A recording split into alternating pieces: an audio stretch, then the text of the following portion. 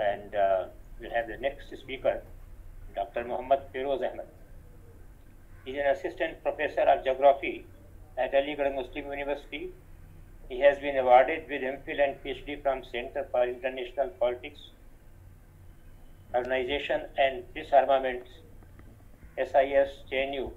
He has written 3 books and many research articles.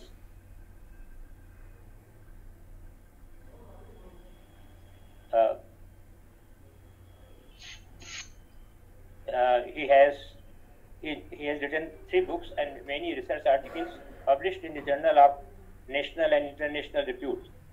His area of interest includes geopolitics, geostrategy, place, space, and Indian Ocean studies. Dr. Muhammad Feroz Ahmed. Thank you so much, sir, for this kind introduction to me. I'm very happy, and I have joined since the morning. And I'm very happy, and I express my gratitude to organizers, such a beautiful conference over the very nice topic, that is the cultural connectivity and cultural interlinkages among the countries sharing the 54 geographical territories. However, I have listened to the scholars as well as the Honorable Chief Guest, Dr. Indresh Kumarji, and as well as the Lieutenant General Sahab, Arin Singh Sahab, and the Gulak Bihari Rai ji Sahab, Mananiya Indresh ji, and Sri Ram Prasad Dwivedi ji, Sardar Jasbir Singh ji. Thank you so much for the organizers to inviting me for this beautiful conference and the seminar. As for my presentations and my lecture is concerned, that I have divided my lectures into the various series, into the various sections. Most importantly, the geological connectivity, as just the previous speakers have been taught about the geological formations and the Earth's history, geographical connectivity among these countries, the literary connectivity, as well as the philosophical and the historical, cultural interlinkages between these sharing these. Importantly, let us start with the geological connectivity. With that, all these the countries of the South Asia, most importantly the countries sharing the including the Rift Valley of that eastern part of Africa, Australia, and the country of the South Asia and the others. In the Carboniferous geological period, Wegener has given his theories about the continental drift, and he has shown observed lithological and the formations of the Indian Oceans as well as the Arabian Sea, with the march on of the westward march of the geographical land that is segmented from the Gondwana land. Burma and Myanmar, all these lands were associated with each other, and with faulting and the folding of that processes, or the internal tidal movement as well as the movement from the central law of buoyancy has control about the movement and departure from the land, and that formations of the Indian Ocean in mid-between as well as the part of the Arabian Sea in mid-between. Even the origin of the Himalaya has also certain connotations that joins geographically nations. The Himalayan sharing nations at your organization, the name of organization itself concerned, that these very formations of the Himalaya from the Tethys Sea and replacement that these antecedent rivers, like the Ganga, the river Indus, the river Satluj, these were the antecedent river, and it was the part of the Indo-Brahman river. There was the river, and that river has been bifurcated into the various streams, and the formations of the landscape, the cultural landscape of the India and the Indian Bharat, that is not the Bharatiyata, that Sanatan, the Sanatan Dharma and the Sanatan landmasses has also been connoted with that archaeological evidences. Even the fossils of the eastern part of Africa, the fossils of the India, and the fossils and the other geological, lithological, and stratigraphic order presented the same phenomena of the similarities. How the geology, even the mineralogy, geology is mixed and related with each other, and that correlation among that 54 countries are naturally exist. That is not being created. However, the culture, the term culture indicates about the cumulative experiences of the human civilization.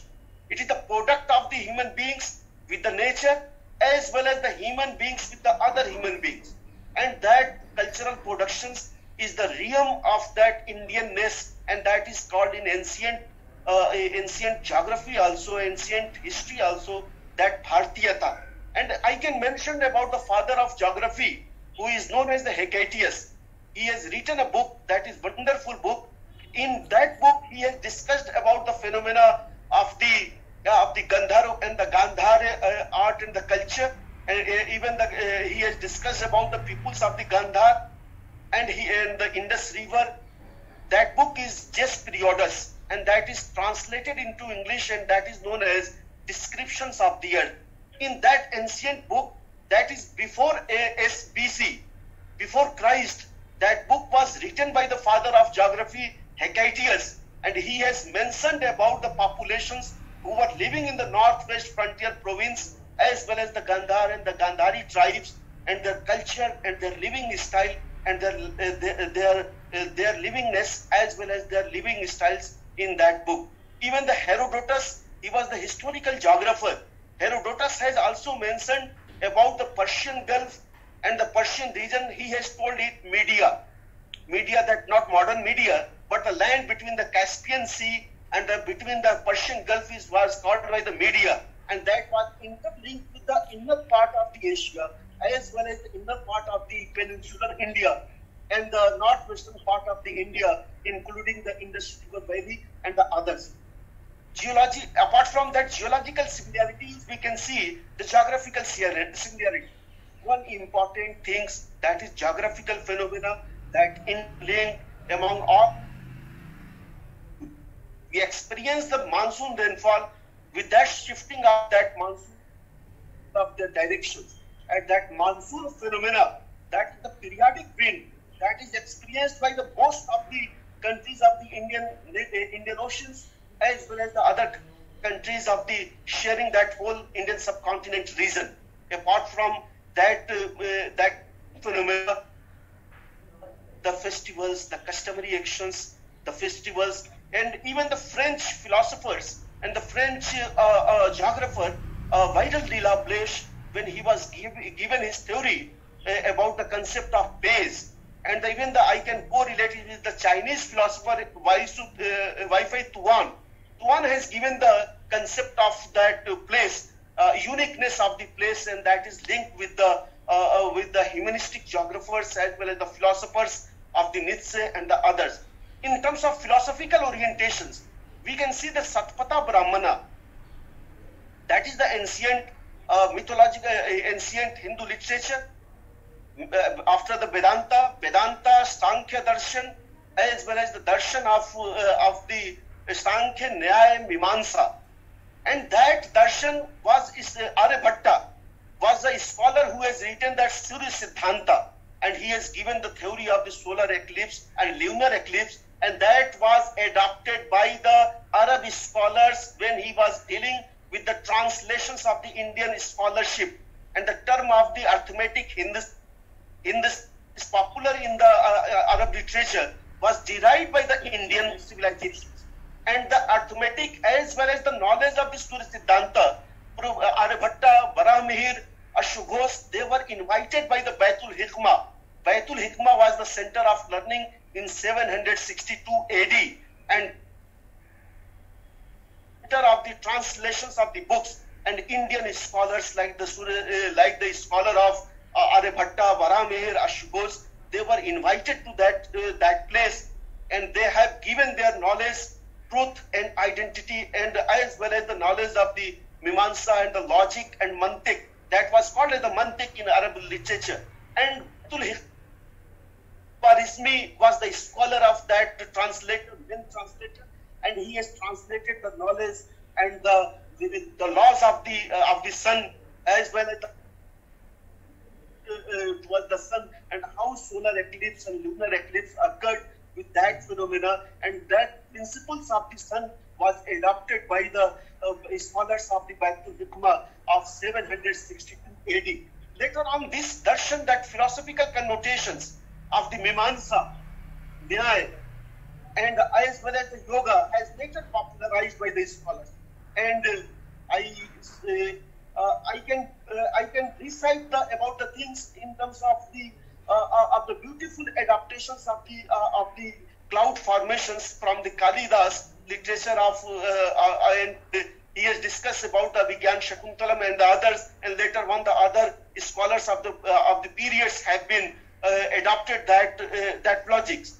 Apart from that, history, geography, philosophy, literature, modern Sharat Chandra Chattopadhyay and later on all the scholars have adopted the same literary criticisms and literary alochana. You can say in Hindi that the Hindu alochana ka itihas Acharya Ramchandra were adopted in the others also. The worship of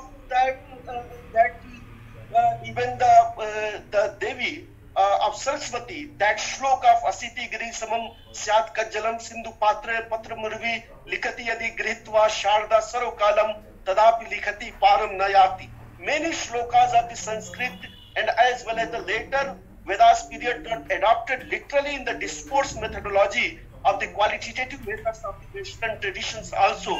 And I can recite about that knowledge is power and the power is knowledge that was given by the Foucault. But later on, that power is the source of morality, is the source of power. That was given by the scholar E.H. Carr. That morality and the source of power was adopted in geopolitics and the other theories of the later scholarships of the modern geostrategic theories of the current international relations. In terms of, I can also, I have to also mention about the Upanishads. Among the Upanishads, there was the Kathopanishad. And in Kathopanishad, there was the discourse between the Nachiketa and the Yamaraj. That philosophy over the death, they later on the Acharya Rajneesh and the Osho has adopted in that traditions of that how the death and the life over the death, the rebirth and the concept of all these things and the beauty of that soul, the soul and the matter, and what is the relationship between that is especially that link to the others. Apart from Mahatma Buddha, before the Buddha, the Vedanta periods, the Upanishads, the beauty of discourse method, that was the traditions of the dialectic, not from the Socrates and the others, but the philosophers of the South Asia, even the Nalanda I can mention, that was the important center, and that has the interlinking capacity to the scholars of the various directions, and they used to come and gather and involve into the philosophical discourse, and that the traditions is coming from the Vedanta period and from the period of the Upanishads, where the Nachiketa and the Yamaraj had in intercourse and interdiscussions with each other about the philosophy of this. That linkages still we can resemble, and still we can celebrate our sharedness and shared experiences. The shared experiences of the East Africa, the shared experiences of the countries of the Indian Oceans, shared experiences of the countries of the Himalayan, sharing of the Himalayan nations, and these shared experiences produce the sense of belongingness. That we belong to each other, we were culturally belong to each other, we are naturally belong to each other because our genere di loci is the same. Genere di loci means this concept, genere di loci of the uniqueness of the place. That also beautifully satisfied the darshan of not the Charva, but the darshan of the other scholars of the modern philosophical thought and modern, where the place has itself a beauty. This place, the beauty, the essence of place itself is located naturally and philosophically. That binds together, where our experiences, our shared experiences, even our body postures and the orientation to look the world. We look the world in the same way. We look the world in the Vasudhaiva Kutumbakam and Mano Kalyan, welfare of the whole human civilization. In that connotation, we appeal to of that world to look into that not only the literary, geology, history, and the philosophy of the nations we share together, and the modern senses of that geopolitics, we can overcome the conflict if we see ourselves and study ourselves, our history and our past. I can now disconnect my talk and proceed the special gratitude to organizers, and especially I have listened since the morning that how beautiful talk was given by the Mananiya Indresh ji and Bulak Bihari Khan ji and all the participants. Thank you so much. Thanks a lot.